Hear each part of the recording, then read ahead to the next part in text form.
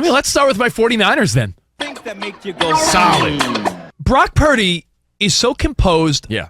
He's having fun out there. It's like the 49ers won. They bought a scratcher at the gas station, and it was $1 million. I mean, you could argue that anyone could fit into that Shanahan system and be effective. He's got weapons everywhere, so of course he's having fun, smiling ear to ear. He just has to execute the right way, and he's been doing it. When he did that little smile, like pointing for the first down, the camera was in the perfect place. I'm like, they're going to use that, and they did. But again, he's showing weapons of his own that we didn't know he had. Like, not known to be a scrambling man. Yeah, in college he was, but we're seeing it now in the NFL. We're seeing it a lot more in the NFL, which is great, so... That was the big plus of Brock Purdy last year more than Jimmy G. The exactly. He's more mobile. You know what I think it shows, too? There's probably a lot of people out there that just because they don't get the chance, never get to shine. Of course. Spot, I wrote down how many I wrote in my notes, how many Brock Purdys are out there, meaning a guy that if everything fell... if the stars aligned and they were the third string, practice squad guy and they got a chance, how many would be like, oh, wow, we read that wrong? That step up. There's people that crumble in big moments. And then there's people that think they could be that Brock Purdy and they can't. But you can't be convinced that Brock Purdy's 1 in a million. I bet you there's other guys that just are not in the right place, right time, the right opportunity. They don't make it to the show. I mean, in the preseason, Danny G, we were talking about how everyone was saying Sam Darnold looked awesome. What if Sam Darnold found his way into a Kyle Shanahan system or Sean McVay or an Eric Bieniemy as an offensive coordinator, somewhere where it wasn't just wasting away like he did with the Jets and the Panthers? How could your Niners be so good at scouting Purdy and so bad at scouting Trey Lance? I wonder. Luck. They weren't expecting anything from Purdy. They were expecting it from Trey Lance. They got totally lucky. That's what makes it a great story. It's like they lost all their money at the casino, and on the way home, they had $2 left in their pocket, bought a lottery ticket, I look at it the opposite way, right? Danny G. I look at it like, how did nobody see the potential, right? But it's all about perfect fit, too. But and then, of course, he was Mr. Irrelevant, right? Yeah. And then, so I guess the worst thing would be somebody who's just not even drafted at all that becomes really good, which I don't know. I can't think of anybody off the top of my head that wasn't drafted at all and became a very good player. You see on the Jets, if you watch Hard Knocks, some of those wide receivers that were undrafted that made the team, and now you're sort of rooting for them a little bit. You're like, well, undrafted, huh? Now, the 49er observation is that... Oh, you know what else I like, too? I like how his teammates are backing him up. I believe Bosa came out today like, yo, he's super pumped about it because he's shutting up all the haters. So to have his teammates on his side is also huge. Yeah, I don't want to overreact, but he did win 6. Well, people don't like to give him credit for that Miami win. We were there. Garoppolo was out early on. Purdy took over. He won 7 games last year. Yeah, and then this year, so far, 1-0. So this guy in the regular season can't be beat, until he is beat. But as of right now, Brock Purdy, I said... Looks healthy and they're gelling. I said either the 49ers defense is that good or Pittsburgh gained so much unnecessary hype during the preseason over the last month where Pittsburgh went from, they're like, possible playoff caliber team. And then all of a sudden people were real high on the Steelers and Kenny Pickett, man. But based on what? Based on preseason, based on word of mouth, based on good PR. I don't know. That sort of did sneak out of nowhere. All of a sudden they had this vibe of, man, the Steelers are legit. They didn't look that legit against your team. Maybe your team's that good. I'm not at the, listen, let's be honest. None of us here in this room are at the training camps. No one goes to those that were, Doug and you guys went there to the Rams camp one day. No one's seen what's really going on. So when the Steelers were only 2-point underdogs to the Niners, I remember I said it all week. I'm like, what am I missing? Am I just looking at these through 49er fan, lenses? No. Anytime I brought that up, there was a few people that would always say, I don't know, man, they're supposed to be really good this year. I didn't see that.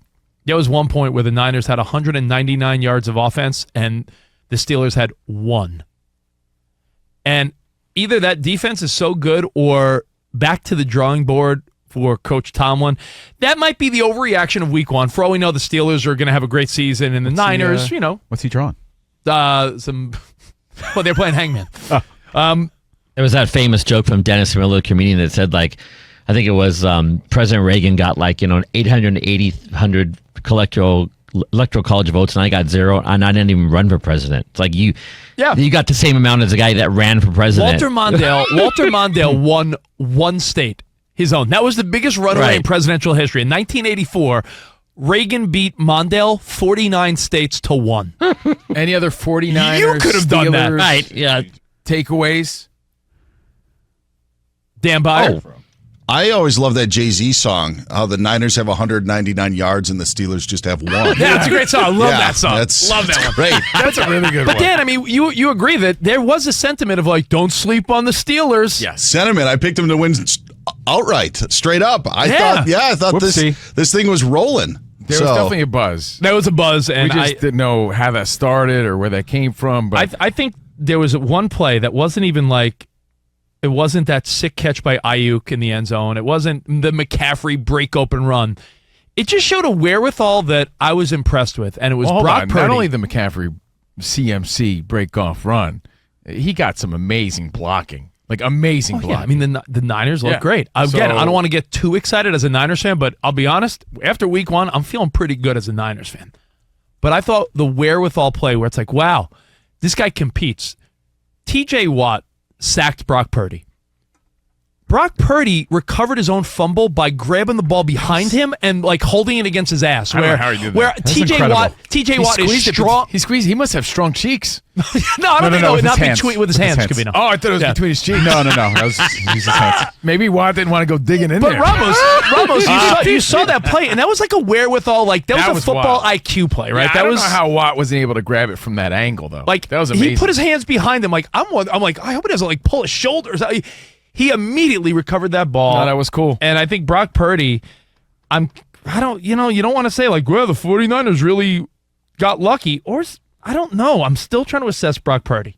Things that made you go. I was going to say maybe his elbow healed, like in Rookie of the Year, where the kid had like the tight elbow. Yeah, maybe he was able to like just hold it extra tight behind his back. Yeah, the analysis guy on that game said he can't believe that Brock Purdy is where he's at that fast. Like you can't believe he was already throwing balls like this. What was it, 6-7 months after that surgery he had? Yeah. It's pretty big. Let's keep it rolling. Let's go to your team, Ramos.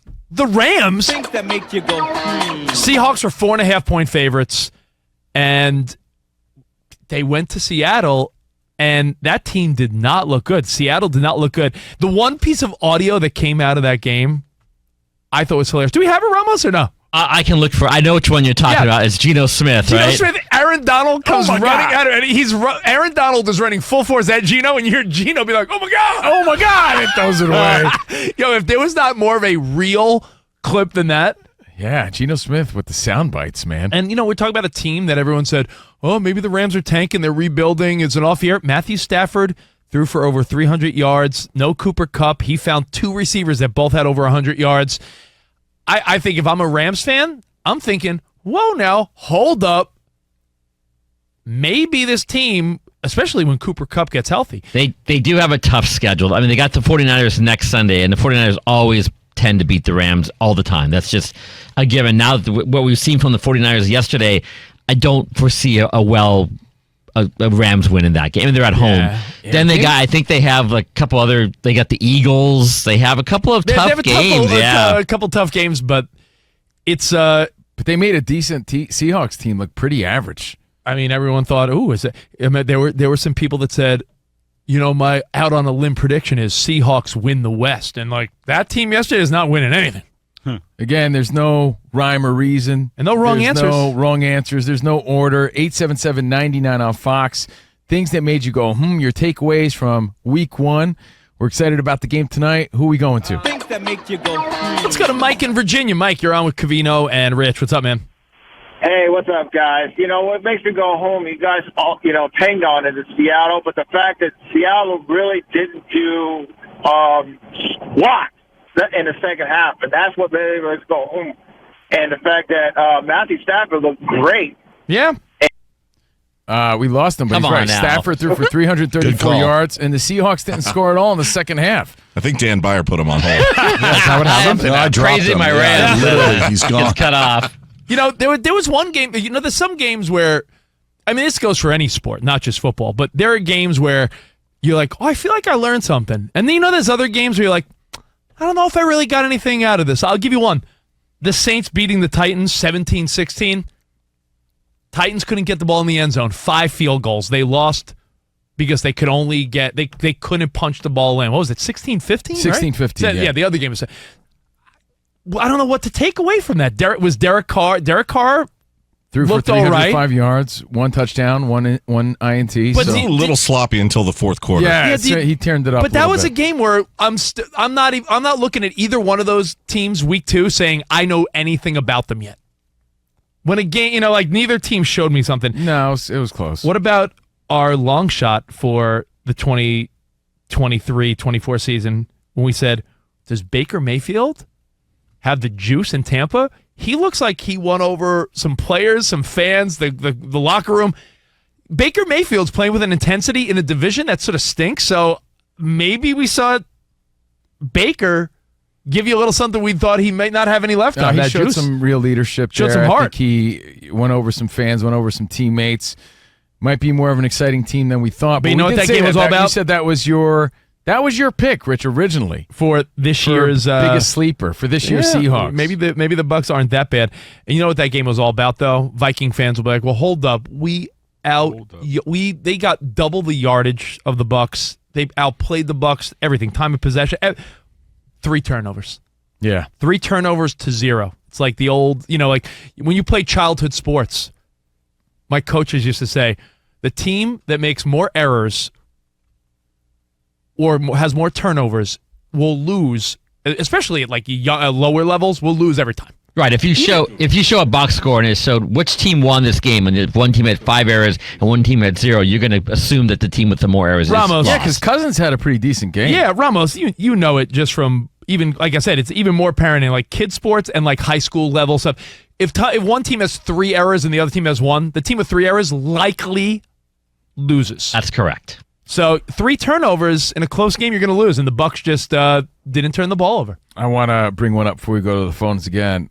Obviously, a game that stood out were the Browns over the Bengals, right? There's so much there to unfold, but there's another funny story about Jamar Chase talking about how in the beginning of the game, he was like, we ain't going to lose to no stupid elves, some stupid elves. And then after the game, he had to retract the statement and say that the only reason he was really mad about it is because they lost to them stupid elves.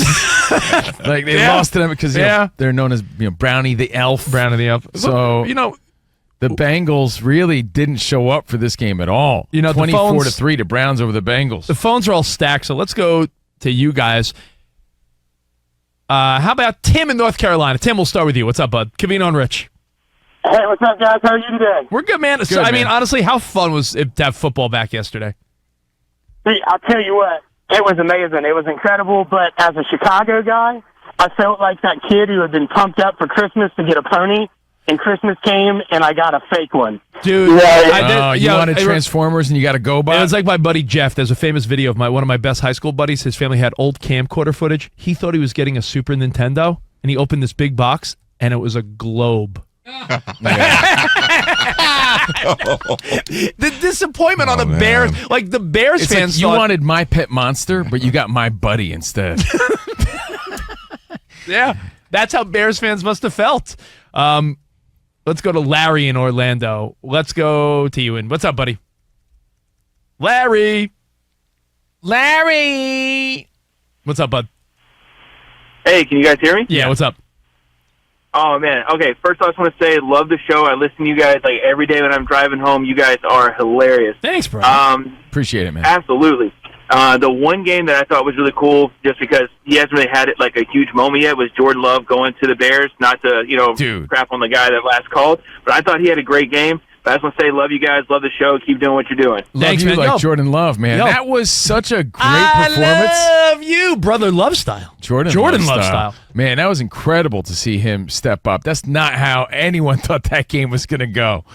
He had a game. I'll give you one more quickie, then we'll take a break and come back with all the rest of your feedback. Could we explain? Actually, I'm curious around the room because we haven't gone over either game really yet. Who got paid and looked worse, Daniel Jones or Joe Burrow? Man, you got to say you could add Geno Smith on that. You could add Geno Smith to that too. It's got to be Joe Burrow though, because of how much he got paid and how high his expectations are. But then you have to factor in that he really didn't take any snaps in preseason, so he needed some warm-ups. He's a little rusty. But, dude, he threw a career low. He had his worst game ever. After getting paid. You know, Daniel Jones threw 104 yards. Burrow threw 82 yards, 14 for 32. And, you know, when you factor in expectations are higher for Joe Burrow than they are for Daniel Jones, I'd have to say Joe Burrow's the biggest loser here. Right, well, just for that game. He is the man. There's no question.